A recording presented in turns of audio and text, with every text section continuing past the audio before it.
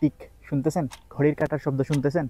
প্রত্যেকটা সেকেন্ডে আপনি মৃত্যুর নিকটবর্তী হচ্ছেন। প্রত্যেকটা সেকেন্ডে আপনি আখিরাতের নিকটবর্তী হচ্ছেন। প্রত্যেকটা সেকেন্ডে আপনি জবাবদিহিতার নিকটবর্তী হচ্ছেন। একদম ছোট থেকে ছোট যদি কোনো কাজ, ভালো কাজ করার সামর্থ্য আপনার থাকে, সেটা আপনি করেন। কারণ কিয়ামত দিবসে আপনার একদম সরিষা দানা পরিমাণ কোনো ভালো কাজ করলে সেটাও আপনার সামনে নিয়ে আসা হবে। সরিষা দানা পরিমাণ কোনো খারাপ কাজ করলে সেটাও আপনার সামনে নিয়ে আসা হবে। যদি কোনো ভালো কাজ করার সামর্থ্য থাকে সেটা অবশ্যই সেই ভালো কাজটা করেন। কারণ একমাত্র ভালো কাজই আপনাকে খারাপ কাজ থেকে দূরে রাখবে।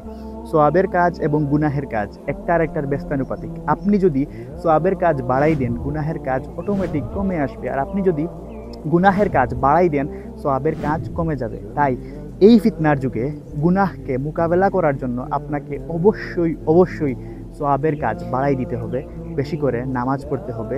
যত বেশি পারা যায় ভালো কাজের দিকে ফোকাস করা লাগবে। বেশি করে ভালো কাজ করা লাগবে।